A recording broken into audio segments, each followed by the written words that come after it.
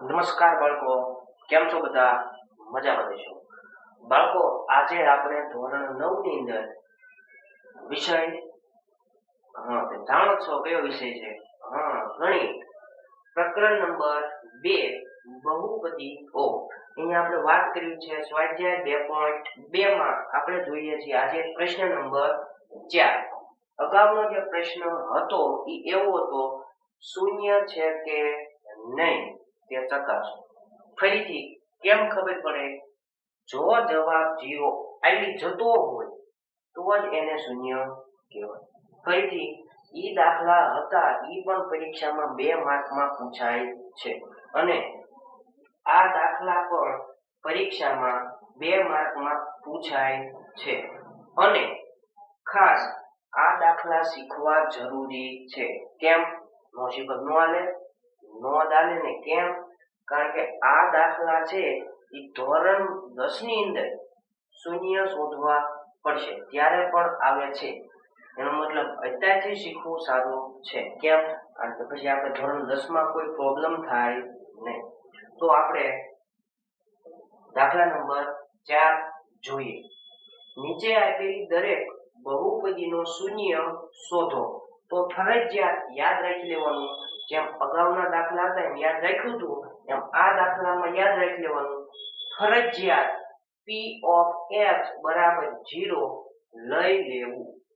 ઓલા પણ આપણે x ની કિંમત મૂકતા હતા, અહીંયા કિંમત મૂકવાની નથી. અહીંયા શું છે? x ની કિંમત મેળવવાની છે. તો ફરજિયાત p of x બરાબર 0 લઈ લેવાનું, તો જ શૂન્ય મળે. તો આપણે આનો શૂન્ય શોધવો છે.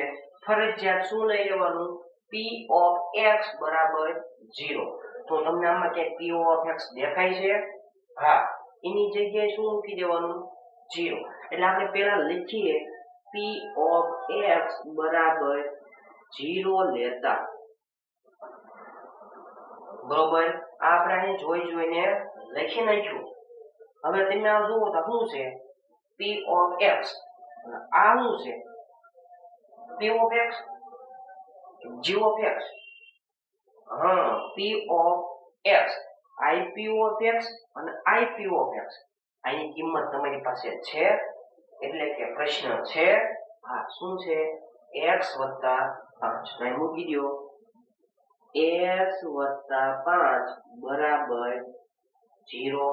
એમ ના, ખાલી આ p of x હતું એની જગ્યાએ આપણે કિંમત મૂકી કઈ? x + 5. હવે આવા દાખલા આપણને આવડે છે. આવા દાખલા આપણે ધોરણ 7મા ધોરણમાં શીખી. x ની કિંમત મેળવવી છે. બેનો સંબંધ કેવો છે? સરવાળાનો. સરવાળામાંથી જાય બાદબાકીમાં.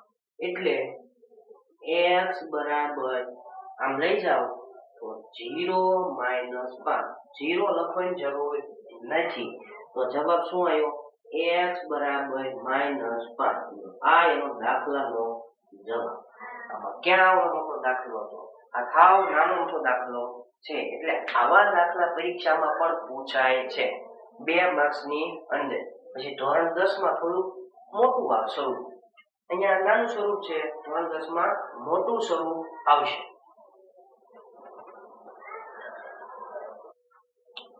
ચાલો બીજા નંબરનો પ્રશ્ન. અહીંયા પણ વાત થાય છે શૂન્ય શોધો. શૂન્ય શોધવા માટે ફરજિયાત p of x બરાબર 0 લઈ લેવાનું. p of x બરાબર 0 લેતા.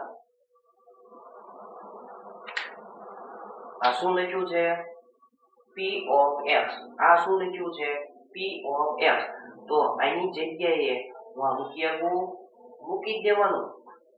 આની જગ્યાએ કયું મૂકવાનું? આ x - 5 બરાબર 0. હવે આ બંને વચ્ચેનો સંબંધ બાદબાકીનો છે. બાદબાકીમાંથી ક્યાં જાય? સરવાળામાં. x બરાબર 0 + 5. તો બંનેનો સરવાળો કરો તો જવાબ આવી જાય 5.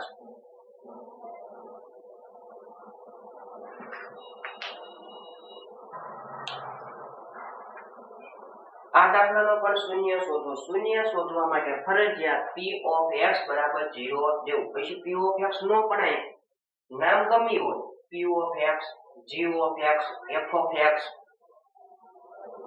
ઈ તો ગમી હોઈ શકે, પણ આપણે ફરજિયાત શું લઈ લેવાનું? 0 લઈ લેવાનું. તો p of x બરાબર 0 લેતા હવે અહીંયા લખ્યું છે p of x ને આ શું છે? p of x. તો આની જગ્યાએ આ મૂકી શકાય. p of x ની જગ્યાએ તો અહીં મૂકી દો 2x + 5 બરાબર 0. આપણે કિંમત મેળવી છે x ની, પણ આ બે વચ્ચેનો સંબંધ છે બાદ સરવાળાનો. સરવાળામાંથી પહેલા બાદબાકીમાં લઈ જવા પડે. તો 2x બરાબર 5. કેવા 5? -5. કારણ કે એમાં પ્લસ હતા, ડાબી જમણી બાજુ જાય તો માઈનસ થાય. 0 લખવાની જરૂર નથી. આપણે કિંમત મેળવી છે x ની, બેનો સંબંધ કેવો હતો? ગુણાકાર. ગુણાકારમાંથી જાય ભાગાકારમાં. x બરાબર -5/2. આ એનો જવાબ.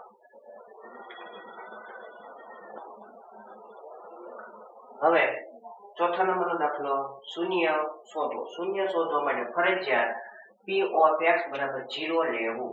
તો લખવાનું p of x બરાબર 0 લેતા આની જગ્યાએ શું મૂકવાનું? આપણી રકમ 3x - 2 બરાબર 0. આ બંનેનો સંબંધ બાદબાકીનો છે. બાદબાકીમાંથી ક્યાં જાય? સરવાળો. તો 3x બરાબર 2. 0 લખવાની જરૂર નથી. બંનેનો સંબંધ ગુણાકારનો છે. ભાગાકારમાં લઈ જઈએ 2/3. ત્યાર પછી સામેનો p of x બરાબર 3x. શૂન્ય શોધવા માટે ફરજિયાત p of x બરાબર 0 લેતા આની જગ્યાએ શું મૂકવાનું? 3x બરાબર 0. બંને વચ્ચેનો સંબંધ કેવો છે? ગુણાકારનો. તો લઈ જઈએ આપણે ભાગાકારમાં. x બરાબર 0/3.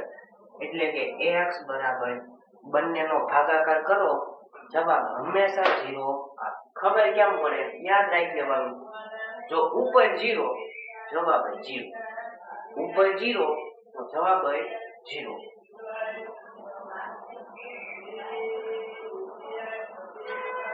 પછીનો દાખલો શૂન્ય શોધવા માટે ફરજિયાત p of x બરાબર 0 લેતા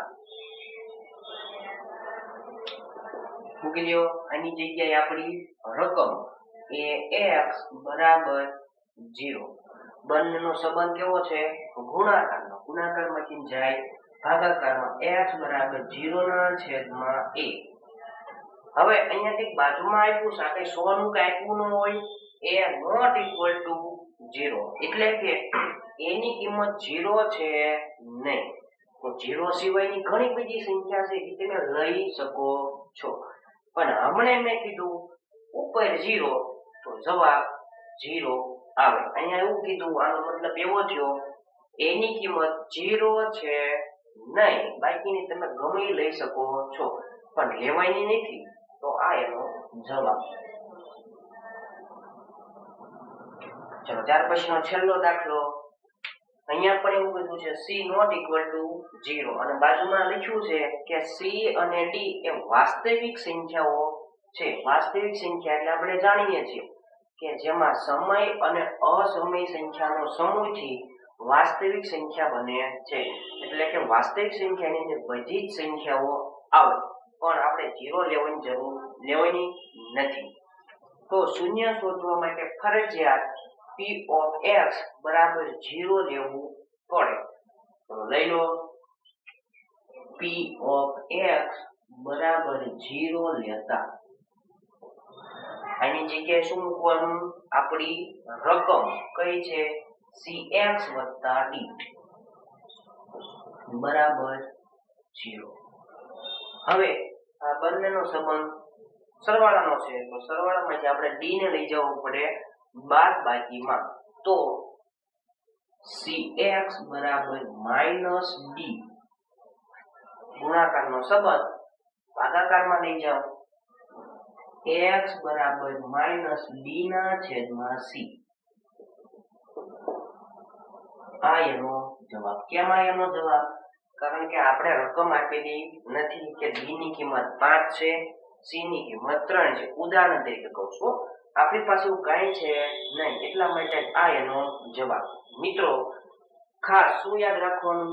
શૂન્ય શોધવા માટે ફરજિયાત p of x બરાબર 0 લઈ લેવાનું. બરોબર? આઈ હોપ કે બધા વિદ્યાર્થીઓને દાખલા સમજાણા હશે. વિદ્યાર્થી મિત્રો, ચેનલને લાઈક કરો, શેર કરો અને સબસ્ક્રાઇબ કરવાનું ભૂલતા નહીં. અને તમારા મિત્રને પણ વિડીયો શેર કરજો, જેથી કરીને તમે અને તમારા મિત્રો પણ હોશિયાર થાય.